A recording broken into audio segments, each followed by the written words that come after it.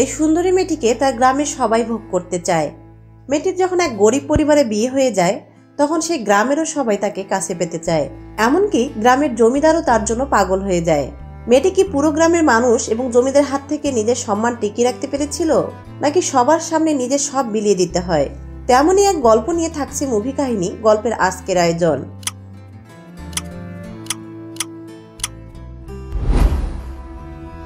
গল্পের শুরুতে রাজস্থানের জিতেশ্বর নামের একটা গ্রামকে দেখানো হয়, যেখানে জমিদার দুর্জয় সিং এর অনেক প্রভাব প্রতিপত্তি রয়েছে। গ্রামের সবাই তাকে অন্নদাতা হিসেবে মানে। আসলে তার ক্ষমতা কোনো রাজার থেকেও কোনো অংশে কম ছিল না। কিন্তু স্বাধীনতার পর সমস্ত রাজপ্রাসাদ শেষ হয়ে যায়, শুধুমাত্র এই প্রাসাদটাই টিকে ছিল। দুর্জয় সিং একমাত্র উত্তরাধিকারী ছিলেন, তার ছিল না কোনো পরিবার, করেননি কোনো বিয়ে। তার প্রাসাদটাই দেখে মনে হয়েছিল বহু বছর পুরানো প্রাসাদ। লোকজন তাকে সাধারণ মানুষের মতো মনে করলেও সে নিজেকে রাজার মতোই মনে করে। তবে তার একজন বিশ্বস্ত সেবক ছিল, যে কিনা শৈশব থেকে এখনো তার সেবা করে আসছে, যে কিনা তার সমস্ত প্রয়োজনের খেয়াল রাখত, এমনকি তার বিশেষ প্রয়োজনেরও খেয়াল রাখত। তার বিশেষ প্রয়োজন হিসেবে ছিল নারী। দুর্জয় সিং একবার বলেছিল সে তার সমস্ত কিছু ছেড়ে দিবে, কিন্তু আনন্দ করার জন্য নারী সঙ্গ এখনো ছাড়তে পারেনি। এর পরবর্তী দৃশ্যে দেখা যায় গ্রামে কৃষ্ণ নামের এক যুবক বিয়ে করছে। সে এলাকায় চাষাবাদ করত এবং গরু মহিষ পালন করত। তার জীবন আর পাঁচটা সাধারণ মানুষের মতোই ছিল, কিন্তু যখন তার বিয়ে হয়ে যায় তখন থেকে সে গ্রামে বিশেষ কেউ হয়ে ওঠে। তার স্ত্রীর রূপের কথা গ্রামবাসীরা সবাই জেনে যায়। তার চলন এবং রূপ গ্রামের অন্য সব নারীদের থেকে অনেক ভালো ছিল। তার নাম ছিল সোনালী। সোনালী রূপের কথা গ্রামবাসীরা জেনে দুর্জয় সিং এরও কানে পৌঁছে যায়। তখন সে তার সব থেকে প্রিয় সেবক ভোজাকে বলে সোনালীকে নিয়ে আসতে। ভোজা তখন বলে, আমি নিজেই তার সৌন্দর্য উপভোগ করেছি। গ্রামের মেলায় একবার দেখেছিলাম, সোনালীকে খুবই ভালো দেখাচ্ছিল। আমি নিশ্চিত করে বলতে পারি আপনি এতদিন যত মেয়ের সাথে সময় কাটিয়েছেন সবার থেকে সুন্দরী নারী সোনালী। দুর্জয় সিং তখন বলে, তাহলে এখন কি করা যায়? আমার যে কোনো মূল্যেই তা ওকে লাগবেই।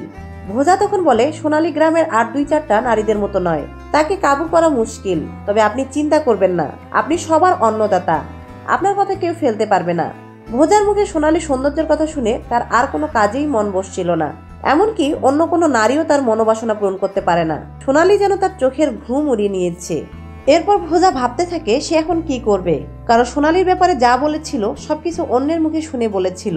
এজন্য সে ঠিক করে সে এখন কৃষ্ণের বাড়িতে চলে যাবে এবং সোনালীকে গিয়ে দেখে আসবে। পরের দিন ভোজা কৃষ্ণের বাড়িতে চলে যায় এবং বলে, কালকে অন্নদাতা 5 বার তোর নাম নিয়েছে, হয়তো সে তোকে ভীষণ পছন্দ করে ফেলেছে। এরই মধ্যে সে সেখানে সোনালীকে খুব ভালো মতো দেখতে পায় এবং সেখান থেকে বেরিয়ে পড়ে। এরপর ভোজা কিছু মহিলাকে বলে, সোনালীকে গিয়ে জিজ্ঞাসা করে দেখো সে অন্নদাতাকে সেবা করতে রাজি কিনা। এই মহিলাগুলো ছিল দুর্জয় সিং এর সেবিকা, আর তারা যেন সোনালীকে খুব ভালো মতো বুঝায়। এরপর সেই মহিলাগুলো সোনালীকে রাজি করার অনেক চেষ্টা করে, কিন্তু সোনালী কিছুতেই রাজি হচ্ছিল না। এরপর অন্নদাতা দুর্জয় সিং নিজেই বাধ্য হয়ে কৃষ্ণের বাড়িতে চলে আসে। ভোজা এবং অন্নদাতাকে কৃষ্ণ দেখে বিশ্বাসই করতে পারছিল না। কৃষ্ণ এতটাই ভোলা ভালা যে দুর্জয় সিং এর মতলব কিছুতেই বুঝতে পারছিল না, কিন্তু দুর্জয় সিং এর মনে তো ছিল অন্য কিছু। তবে এই ব্যাপারটা সোনালী আজ করতে পারছিল যে কেন ভোজা দুর্জয় সিংকে এখানে নিয়ে এসেছে। দুর্জয় সিং সোনালীকে প্রথম দেখাতে অনেক পছন্দ করে ফেলে। সে তার উপর থেকে চোখ সরাতেই পারছিল না, কিন্তু সে এখানে আসাতে কোনো না কোনো বাহানা তো দেখাতেই হবে। এজন্য ভোজা কৃষ্ণকে বলে, অন্নদাতা তোকে 9টি রত্ন থেকে 6 নম্বর রত্ন বানাতে চায়। এটা শুনে দুর্জয় সিং প্রথমে অবাক হয়ে যায়, কিন্তু এখন তার ভোজার কথায় হ্যাঁ মিলাতে হয়, এটা ছাড়া আর কোনো উপায় ছিল না। এরপর দুর্জয় সিং ভোজার উপরে রেগে যায় আর বলে, আমার প্রাসাদে 2-4 জন চাকর, তাদের বেতনে আমি ঠিকঠাক মতো দিতে পারছি না, তার উপর আবার ওকে কিভাবে রাখবো? তবে তুই সোনালীর ব্যাপারে সবকিছু সঠিক ইনফরমেশন আমাকে দিয়েছিলি, ভালো কিছু পেতে হলে একটু খরচ করতেই হবে। পরের দিন দুর্জয় সিং ভোজাকে নিয়ে আবারও কৃষ্ণের বাড়িতে চলে আসে। সেখানে গিয়ে ভোজা জিজ্ঞাসা করে কৃষ্ণ বাড়িতে আসে কিনা, কিন্তু সোনালী কোনো উত্তর দেয় না, কারণ সে জানতো তাদের আসলে মতলব কি ছিল।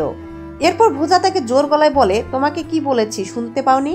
সোনালী তখন বলে, আশেপাশে আছে হয়তো কোথাও, এখনই চলে আসবে। এখানে ভোজা দুর্জয় সিংকে বলে যে কৃষ্ণকে আমি অন্য জায়গায় পাঠিয়েছি শুধুমাত্র আপনার জন্য।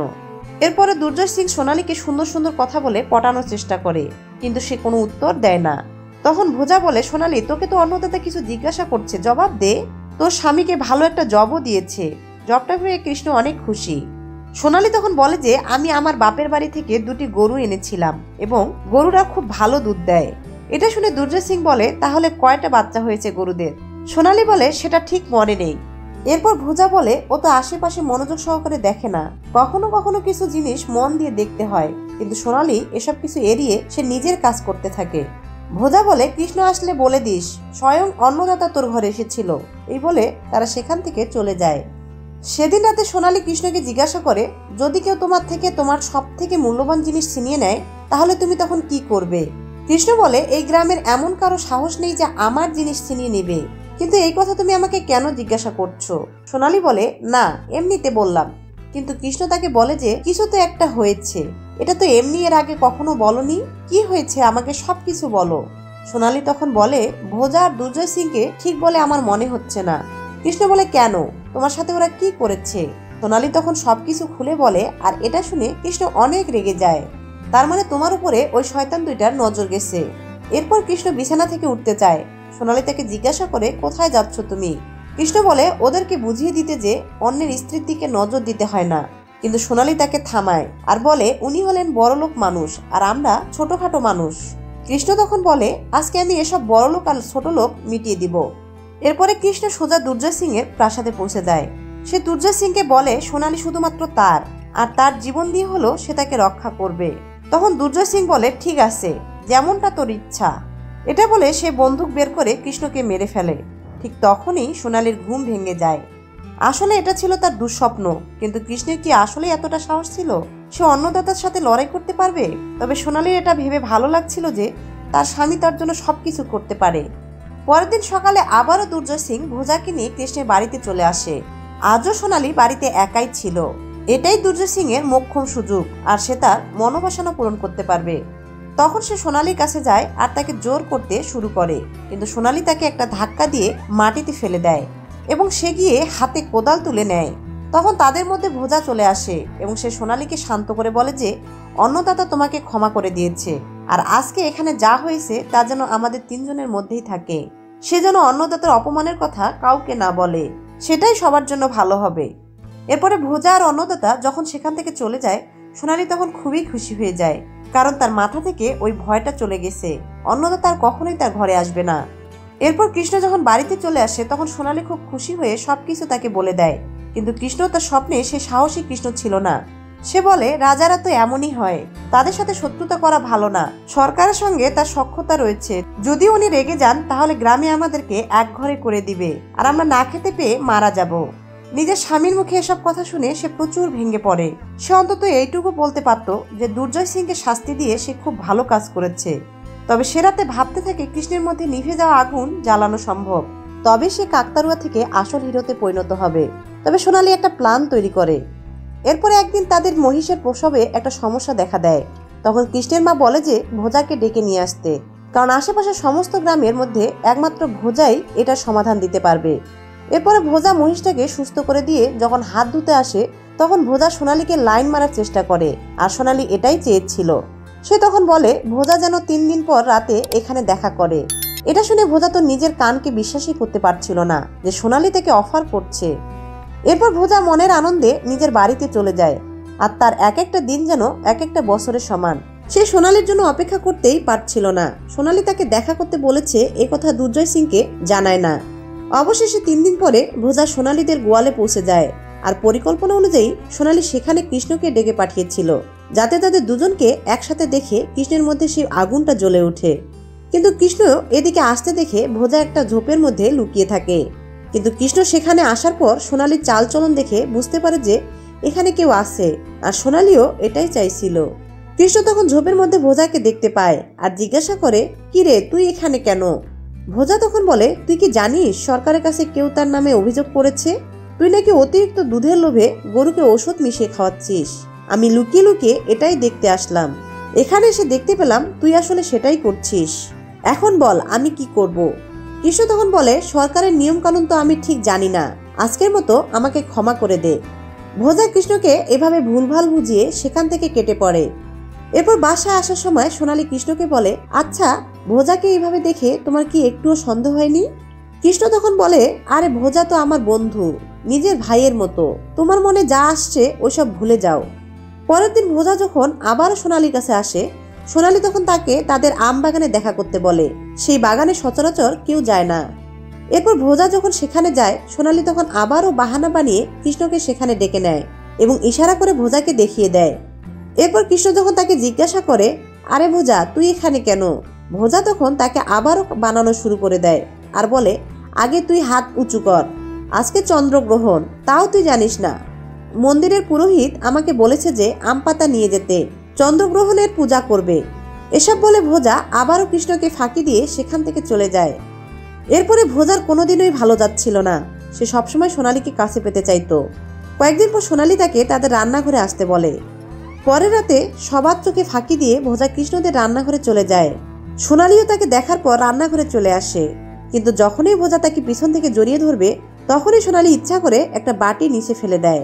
এই শব্দ শুনে কৃষ্ণের ঘুম ভেঙে যায় এবং সে বাইরে চলে আসে। সোনালী এবার পুরোপুরি বিশ্বাস ছিল যে কৃষ্ণ ভোজাকে তাদের রান্নাঘরে দেখে সন্দেহ করবে এবং ভীষণ রেগে গিয়ে তাকে ধোলাই দিবে। কিন্তু কৃষ্ণ যখন রান্নাঘরে প্রবেশ করে তখন আবারও সেখানে ভোজাকে দেখতে পায়। কৃষ্ণ তখন তাকে জিজ্ঞেস করে, তুই এখানে কেন? ভোজা আবারও তাকে বোকা বানাতে শুরু করে আর বলে, তোর তো এবার খবর আছে, আমি তোকে কতবার বলেছি গরুর দুধে ভেজাল না মিশাতে, কিন্তু তুই তো আমার কোনো কথাই শুনছিস না। সরকার যদি তোর কিছু করে ফেলে তো তোর বউ এবং তোর মায়ের কে খেয়াল রাখবে? আমি আর কত জনেরই বা খেয়াল রাখতে পারবো? এভাবে আলতু ফালতু কথা বলে সে কৃষ্ণকে আবারও বোকা বানায়। এখানে হয় কৃষ্ণ প্রচুর বোকা ছিল, নয়তো সে প্রচুর ভীতু ছিল। আর সোনালীরও এখন এটাই মনে হতে থাকে সে আসলেই বোকা। যদি এমনটাই হয় তাহলে তার সঙ্গে সোনালীর বিয়ে হওয়াটাই একদমই ভুল ছিল। এরপরে সোনালী একদিন ক্ষেতের মধ্যে হাঁটতেছিল, তখন সে দেখতে পায় যে একটা সাপ তার নিজের খোলস বদলাচ্ছে। সাপটা খোলস থাকা অবস্থায় অনেক দুর্বল ছিল, কিন্তু তার খোলস পরিবর্তন করার পর সে অনেক শক্তিশালী হয়ে যায়। তখন সোনালীর মনে থাকে তার সব থেকে বড় বাধা হচ্ছে তার খোলস।